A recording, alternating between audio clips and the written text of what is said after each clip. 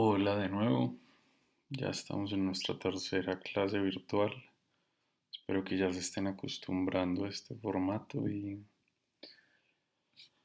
esperemos que este video sea un poco más breve que los anteriores. Bien, tenemos tres asuntos pendientes que les quiero contar rápidamente. El primero es que solo 14 personas han respondido a la encuesta que yo dejé en el pasado video. Estaba en la descripción del video y los lleva a un link de Google Forms con una pregunta muy sencilla. Esta encuesta es distinta a la que yo mandé hace un par de semanas, entonces por favor, quienes no la hayan respondido, necesito que la respondan. Segunda cosa es que este martes 31 de marzo habrá examen virtual sobre las lecturas del segundo corte. El examen virtual se hace en la plataforma de aulas y se abre en un tiempo determinado y todas las preguntas serán de opción múltiple. Tercera cosa importante es que este ya es el segundo aviso sobre esto, entonces espero que lo tengan muy en cuenta. Por favor, revisen el ejemplo de reseña y la guía de reseña que está en eAulas. Ahí mismo abren eAulas y se meten al curso. En el primer módulo que aparece en la página, ahí está la reseña y ahí está el ejemplo. Entonces necesito que revisen eso lo más pronto posible para que se hagan una idea de qué es lo que yo espero que me entreguen la próxima semana, en la cual también me tienen que entregar la reseña del libro entero de David Reef y también me tienen que entregar su diario de lectura sobre el mismo libro. Bien, para comenzar con la clase de hoy, entonces quiero hablar sobre una clave de lectura que ya hemos visto en clases pasadas, pero que la quiero volver explícita y es esta de leer es traducir. Si se acuerdan, ya habíamos visto un poco esta tesis con Stanislao Zuletan sobre la lectura, pero eso fue hace mucho. Entonces, leer es traducir en qué sentido, y es que si uno quiere procesar lo que uno está leyendo, uno tiene que ponerlo en sus propias palabras y en sus propios términos. Si ustedes se dan cuenta, eso es precisamente lo que yo hago todas las clases que les expongo un contenido de una lectura, y es que no les estoy presentando el texto en sí, sino que les estoy presentando mi lectura y mi interpretación y mi traducción en ese sentido del texto en cuestión, porque es la única manera de comenzar a entender realmente bien un texto, es que uno ya es capaz de ponerlo en otras palabras y de reconfigurarlo y de darle un sentido propio. Mientras uno no entienda un texto, uno se queda más bien en la superficie de ese texto, en lo que literalmente está diciendo. Pero un lector agudo lo que hace no es solamente como reiterar y repetir esa superficie del texto y lo que está diciendo, sino que ya es capaz de ver un poco más allá y es cómo está funcionando ese texto y cómo se puede reorganizar para que tenga un sentido más claro y para que tenga un sentido más claro sobre todo para uno. Si ven, este ejercicio de traducción en principio es muy personal, es cómo puedo coger esto que está diciendo el texto y ponerlo en mi voz y en mis palabras y darle un sentido propio que luego puedo compartir con otros. Ese es todo el punto de elaborar una lectura sobre un texto, que es lo que les propongo en el ejercicio de una reseña, ¿cierto? Idealmente eso es lo que hace una reseña, es que propone una lectura de un texto, ¿cierto? Y la lectura que yo les quiero proponer acá es que cada capítulo que llevamos hasta ahora, uno podría traducirlo en una pregunta y en un contexto particular. Entonces, si cogemos el primer capítulo, sus huellas en las arenas del tiempo, yo diría que la pregunta que sintetiza el capítulo y deja verlo y deja ver encarnados sus puntos más importantes es esta, ¿cierto? ¿En qué coyuntura la memoria histórica o colectiva aparece como un problema? Y vemos que esa pregunta tiene mucho que ver con un contexto muy importante en ese capítulo y es que nuestro interés por la historia es selectivo, ¿cierto? Es increíblemente difícil asumir un punto de vista de una larga historia humana Recuerden que nuestra especie tiene alrededor de 200.000 años, lo cual en un tiempo geológico y evolutivo es realmente poco, pero pues en esos 200.000 años piensen la cantidad de pueblos e imperios que han ido y venido en la historia, pues es abrumador y es muy fácil que el sentido histórico de, de esos acontecimientos particulares se pierda y se diluya muy fácilmente cuando uno asume ese punto de vista. Ya desde ese punto de vista, ningún momento histórico parece particularmente excepcional o distinto a otros momentos históricos. Entonces, por eso mismo, ese punto de vista, pues inhibiría cualquier intención de volver a la memoria histórica algo importante. Por eso la memoria histórica solo se vuelve algo importante cuando el interés por la historia es selectivo, cuando es una historia más bien reciente la que se está considerando y no solo una historia reciente, sino además una historia que puede ser proyectada a futuro con base en unos intereses políticos particulares. Ahí es cuando la memoria histórica aparece como un problema.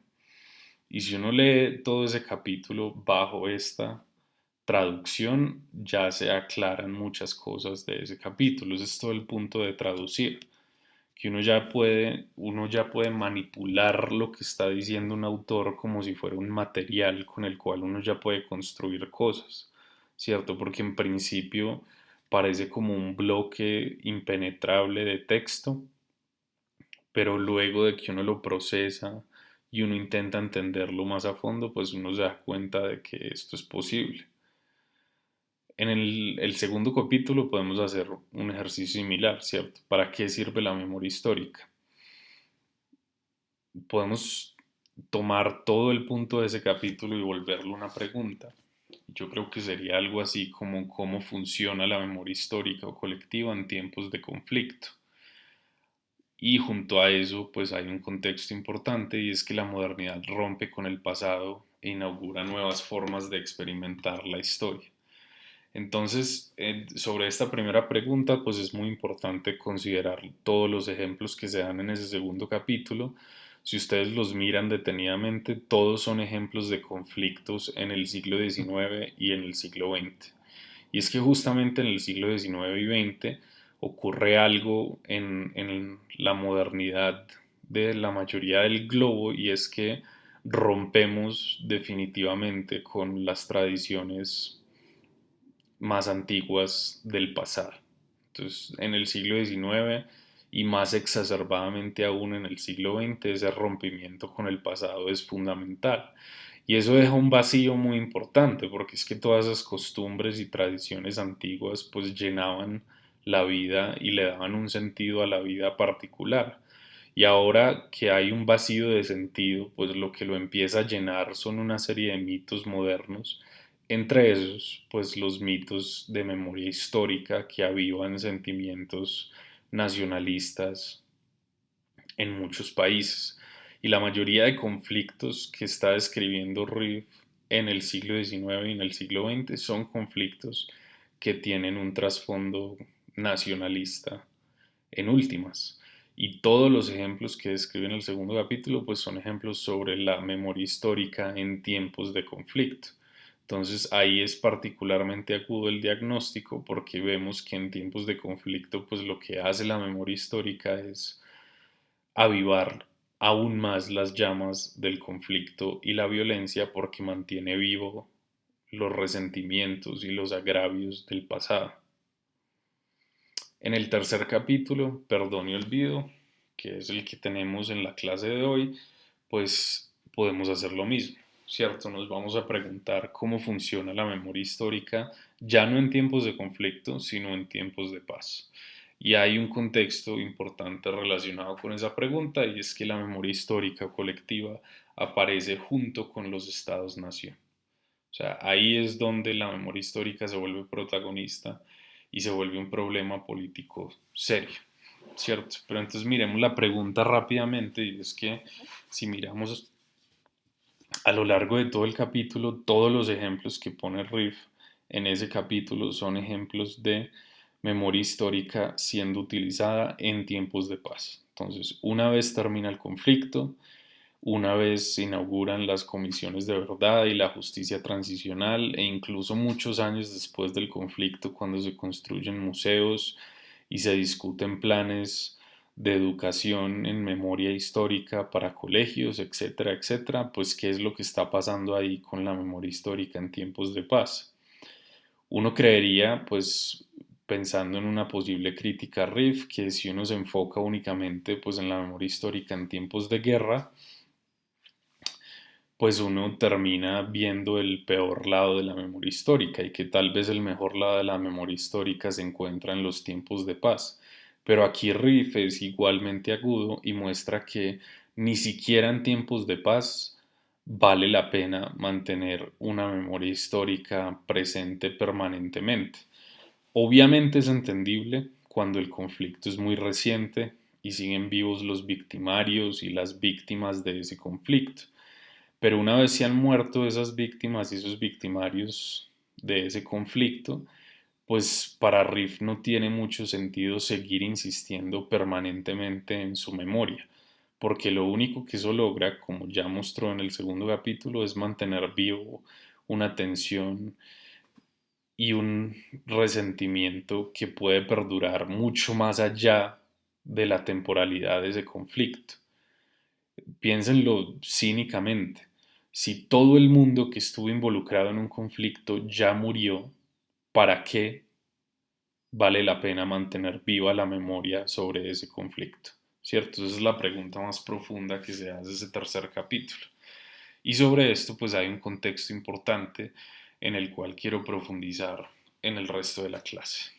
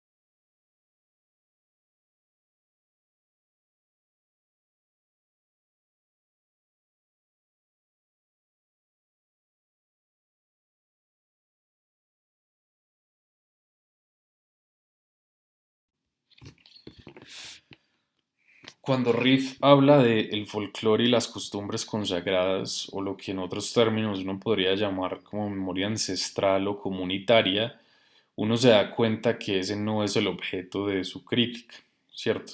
Él está contra la memoria, pero más específicamente está contra la memoria histórica colectiva utilizada por los estados-nación. En cambio, el folclore y las costumbres consagradas no son una propiedad particular de los estados-nación.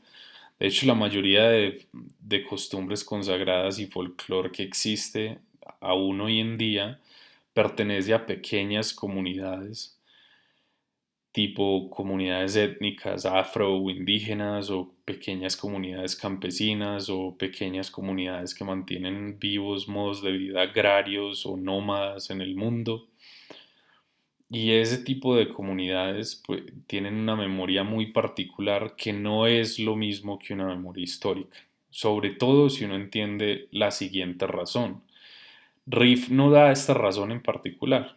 O sea, cuando él distingue entre memoria histórica y este tipo de memoria ancestral o comunitaria, él no da una razón específica para descartar esta memoria como objeto de su crítica, pero yo les quiero ofrecer una razón específica aquí para que la consideren por su propia cuenta, a ver si esto les inspira una lectura distinta del libro de Riff. Y es que si uno piensa un poco en el folclore y las costumbres consagradas, uno se da cuenta que son producto de una larga evolución cultural, que es en buena medida inconsciente y espontánea. Este punto es fundamental porque, como hemos visto a lo largo de todos los capítulos, el uso moderno de la memoria histórica siempre es consciente y articulado o interesado, etcétera. ¿Cierto? No puede ser un proceso inconsciente porque tenemos que seleccionar puntualmente lo que queremos recordar del pasado y cómo queremos utilizar ese recuerdo políticamente hacia el futuro. Entonces ni es inconsciente ni es espontáneo. En cambio, la evolución cultural que aparece en este tipo de folclore y costumbres consagradas sí lo es. Y les quiero hablar como un ejemplo simplemente de una de esas costumbres muy curiosas y muy interesantes que muestran un gran ejemplo de evolución cultural inconsciente y espontánea. Es que resulta que cuando los españoles llegaron a lo que hoy en día es México, vieron cómo las poblaciones dependían en buena medida del maíz. Entonces rápidamente los españoles empezaron a cultivar maíz por su cuenta y empezaron a comer maíz. El problema es que ese maíz que comían no los alimentaba, porque resulta que la única forma de que el maíz alimente es haciendo un proceso que cambia un poco su composición molecular. Y resulta que los indígenas de México habían descubierto una forma muy interesante de cambiar esa composición molecular agregándole cal al maíz y luego hirviéndolo. El cal es una piedra. ¿Listo?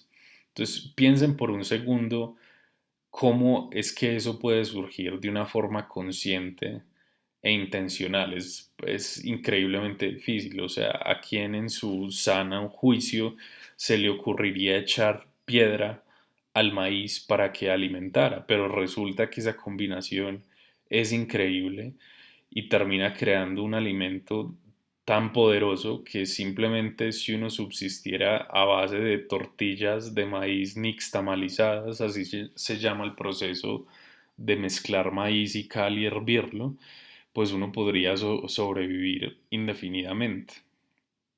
Y ese proceso tan poderoso y esa costumbre tan poderosa pues se descubre a partir de un largo proceso de evolución cultural. Aquí nadie está guiando ese proceso. Simplemente una serie de accidentes fortuitos o de largas series de ensayo y error pues rinden estos frutos. Y esos frutos se preservan en la memoria. Puede que nadie, hasta que alguien pensó en eso, se le ocurriera cuestionar la costumbre de mezclar maíz con cal, ¿cierto? Y buena parte de la supervivencia de esa costumbre depende de que se mantenga como una costumbre espontánea e inconsciente. Simplemente uno no pregunta sobre eso. Aparece como un aspecto más de la vida cotidiana que uno simplemente asume.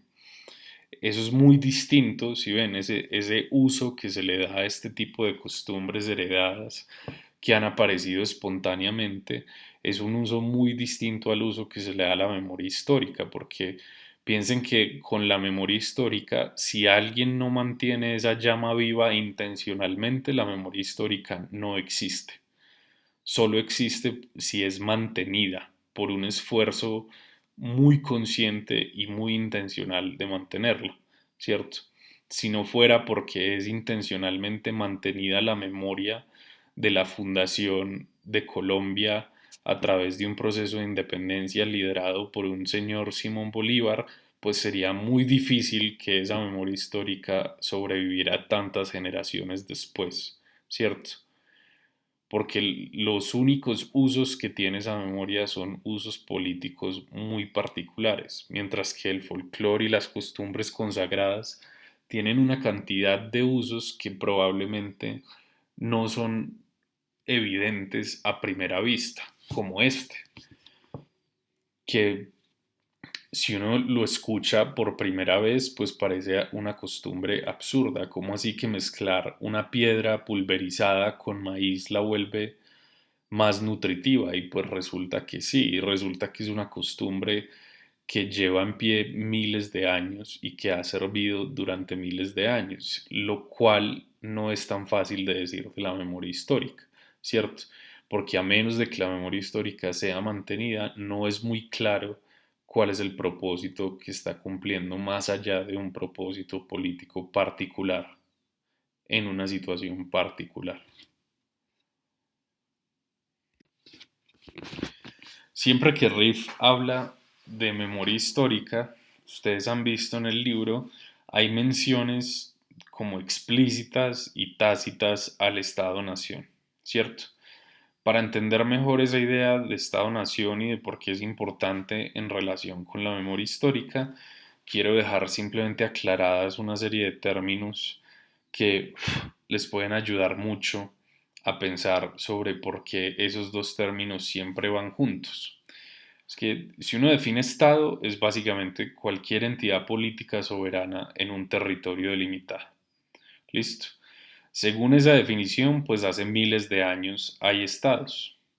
Hace miles de años hay entidades políticas soberanas sobre un territorio que lo han controlado de diversas maneras, con ejércitos, con burocracias, con tributación, etcétera, etcétera. Los estados son muy antiguos.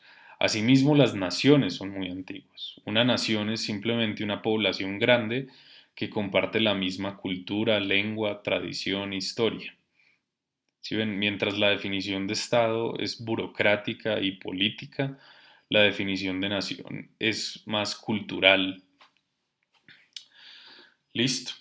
Entonces, en ese sentido, tanto estados como naciones pues han existido por miles de años y han existido incluso separadamente y conjuntamente en lo que podríamos llamar como el imperialismo antiguo, que duró miles de años. Entonces, uno podría identificar el surgimiento de los primeros imperios más o menos hacia 3500 antes de Cristo hasta la Primera Guerra Mundial, donde se acaban muchos imperios que mantenían un esquema antiguo imperial, como el Imperio Otomano, como el Imperio Austrohúngaro, como el Imperio Ruso, en fin. Básicamente el imperialismo antiguo se entiende porque hay un solo Estado que maneja todos los asuntos burocráticos y militares, pero hay muchas naciones incorporadas. Entonces, ahí en una de esas imágenes que ustedes ven en la pantalla, la que aparece un mapa rojo, ese es el mapa del Imperio Romano en su mayor extensión. Miren todos los territorios que cubría, ¿cierto? Desde la mitad de lo que hoy en día es Reino Unido, hasta la península ibérica, donde hoy en día están Portugal y España, toda la costa del norte de África, todo Egipto, todo Oriente Próximo, buena parte de Mesopotamia, toda Anatolia, toda Grecia, todos los Balcanes y buena parte del Mar Negro. Todo eso eran territorios imperiales del Imperio Romano. Pero curiosamente, dentro de ese imperio, pues las naciones tenían una autonomía muy particular, y es que más allá de pagarle un tributo en especie y en soldados al imperio romano, pues tenían plena libertad como de desarrollar sus asuntos como quisieran. Entonces, en un imperio antiguo era muy fácil que, a pesar de que hubiera una estructura estatal muy grande, fuera un estado más bien ligero, y los asuntos nacionales particulares se podían desarrollar relativamente en paz y con relativa estabilidad. Y eso fue así incluso hasta el siglo XX. En muchos imperios que les contaba mantenían esa estructura antigua, que había un solo estado pero muchas naciones que podían convivir en más o menos, en más o menos términos de igualdad. Obviamente había unas jerarquías, obviamente los romanos de la península itálica pues tenían un estatus más privilegiado que los romanos de otras provincias, pero por ejemplo, en el Imperio Romano pasó muchas veces que los emperadores no nacían en la península itálica y no tenían que ser italianos en ese sentido para ser emperadores romanos, sino que podían nacer por todo el imperio. Entonces hay emperadores romanos que nacieron en Hispania, hay emperadores romanos que nacieron en Grecia, en Palestina. Eso no importaba mucho a la hora de ser considerado romano o no. Romano era simplemente cualquiera que estuviera bajo el tutelaje del Imperio Romano y tuviera esos derechos de ciudadanía. Eso es muy distinto al imperialismo moderno. Yo pongo acá que el imperialismo moderno comienza como después de la Primera Guerra Mundial hasta el presente, pero realmente uno podría comenzar a ver como los gérmenes de ese imperialismo moderno desde la conquista de América. ¿Sí ven? Porque con la conquista de América pasa algo muy raro que no había pasado antes, y es que de repente los pueblos conquistados no se veían como en pie de igualdad. Es decir, en todas estas conquistas antiguas, pues Roma fácilmente incorporaba a esas poblaciones a sus lógicas romanas imperiales. O sea, no consideraba que fueran pueblos inferiores en ese sentido, simplemente comenzaban a ser parte del imperio romano, mientras que desde la conquista de América se vuelve muy importante el mantener una jerarquía muy estricta entre la nación dominante y todas las otras naciones subordinadas o inferiores como destinadas a desaparecer. Y eso comienza desde la conquista de América, pero como el imperialismo antiguo no termina sino hasta la Primera Guerra Mundial, pues por eso lo pongo desde ahí, pero lo pueden considerar desde la conquista de América, ¿cierto? Que de nuevo hay un solo estado, pero es un estado dominante en el cual todas las demás naciones colonizadas están subordinadas a él. Y ese fue el modelo español, y fue el modelo luego británico, y fue el modelo holandés, y fue el modelo portugués, y fue el modelo alemán, italiano, de todas las colonias que acumularon por fuera de Europa, las consideraban colonias inferiores y subsidiarias a la gran metrópoli principal que quedaba en Europa. Listo. Eso ya es un imperialismo muy distinto al imperialismo antiguo. Hay otro fenómeno aquí, y es el nacionalismo. Listo, el nacionalismo ya surge como un movimiento político muy fuerte en el siglo XIX, y es básicamente esta idea según la cual cada nación debe tener su estado, ¿cierto? No tenemos por qué compartir un estado muchas naciones distintas. Y uno ve esa idea viva en mayor o menor grado en muchas partes del mundo en el siglo XIX y en el siglo XX, ¿cierto? Entonces, hasta dónde uno define una nación se vuelve muy difuso, se vuelve muy difícil a veces. Entonces, casi siempre es un nacionalismo que se impone violentamente. Es una nación particular que reclama supremacía y que intenta hacerse dominante en un territorio particular. Entonces uno ve esa idea exacerbada en la mayoría de revoluciones, por ejemplo, del siglo XIX acá en América, ¿cierto? Se vuelven revoluciones nacionales muy rápidamente, porque miren que en buena medida mantienen muchas de las estructuras coloniales, es decir, cuando ya no, cuando antes éramos, por ejemplo, el nuevo reino de Granada y comenzamos a ser la Gran Colombia o la República de Colombia, pues manteníamos unas fronteras tremendamente similares a las del nuevo reino de Granada y lo mismo el virreinato de Perú y lo mismo todas las colonias del Cono Sur, ¿cierto?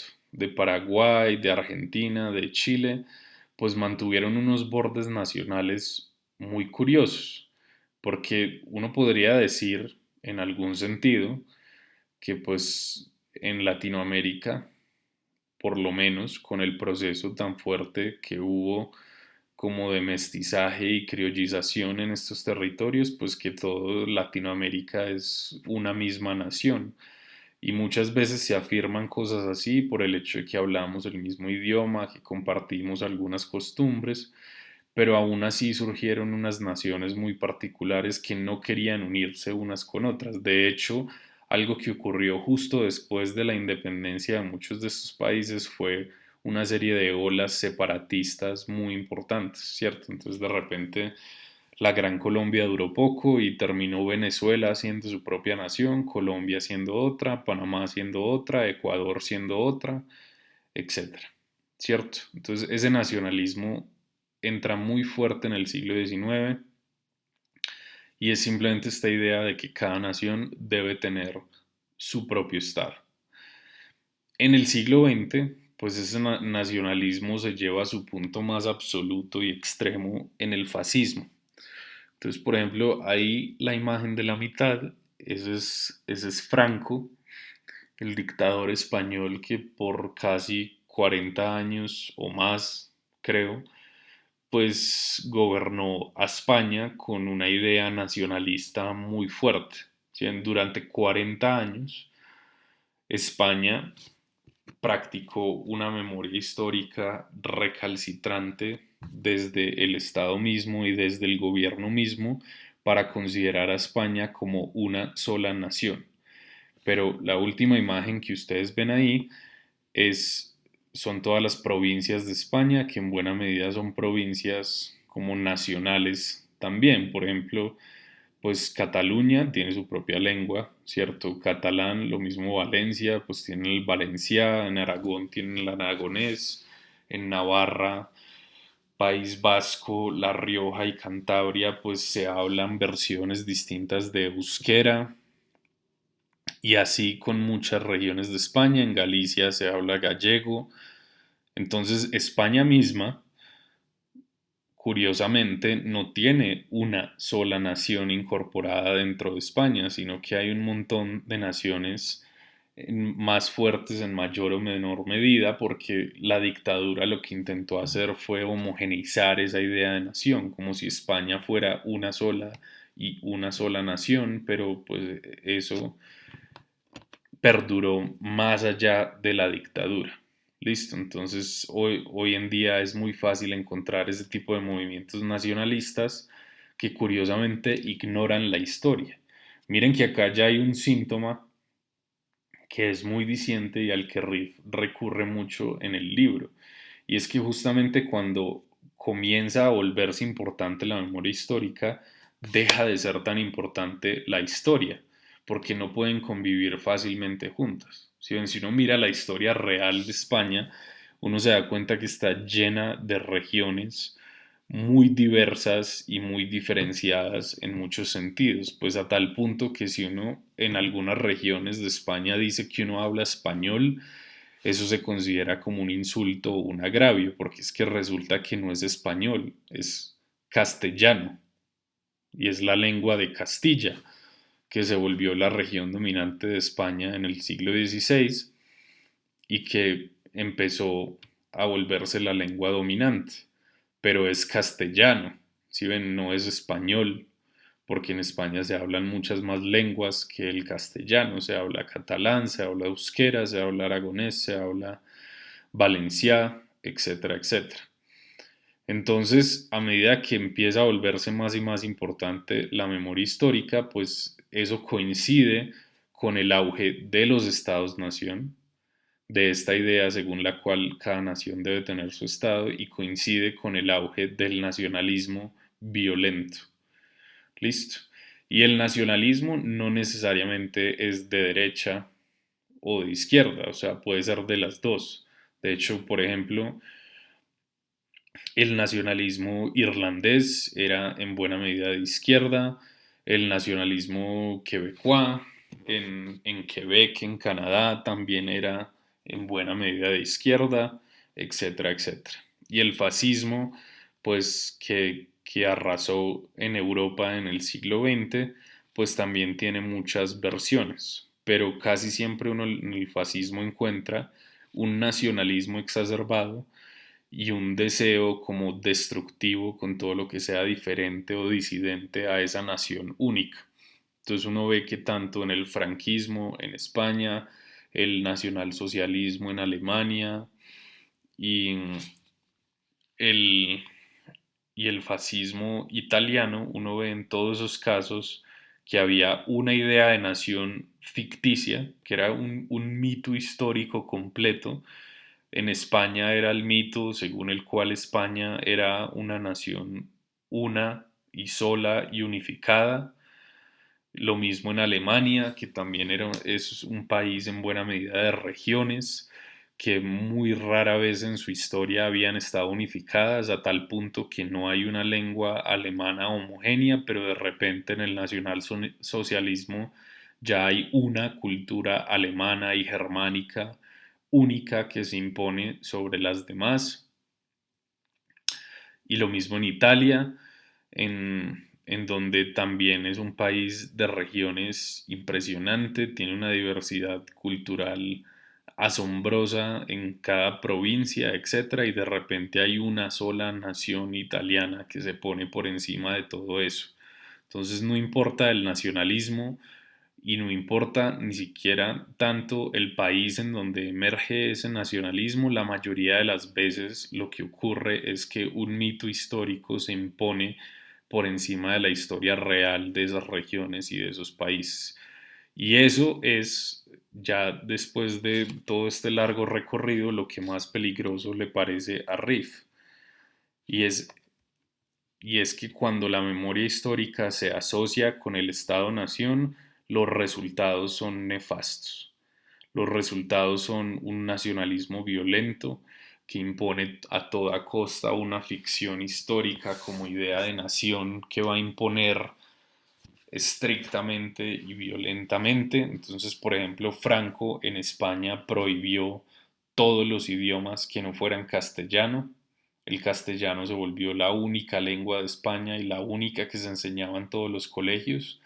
Entonces, si las demás lenguas que se hablaban en España sobrevivieron, es porque la gente las preservó comunitariamente en sus pequeñas familias y grupos y cosas así, pero públicamente y estatalmente estaban prohibidas, porque lo que estaba intentando hacer el franquismo era generar esta ficción histórica de una sola nación española. Lo mismo en Italia, por ejemplo, no se hablaba una versión estándar de italiano. De hecho, habían muchos dialectos italianos a lo largo de toda la península. Incluso la gente del sur tenía dificultades entendiendo a la gente del norte, etcétera, etcétera. Y eso de repente también se intenta unificar a la fuerza. Lo mismo en Alemania, etcétera. Entonces uno ve que en todos estos casos donde surgen estos estados-nación con movimientos nacionalistas violentos o movimientos fascistas genocidas, pues siempre aparece la memoria histórica asociada como a uno de estos mitos históricos, ¿cierto? Entonces cualquier evento del pasado particular se utiliza amañadamente para crear una ficción histórica o un mito que ayude a imponer esa idea de nación en el presente. Y eso es lo que le preocupa a Riff. Y por eso la crítica de Riff, de nuevo, no es una crítica genérica, sino que es una crítica a esta memoria histórica que surge en el contexto de los Estados-nación.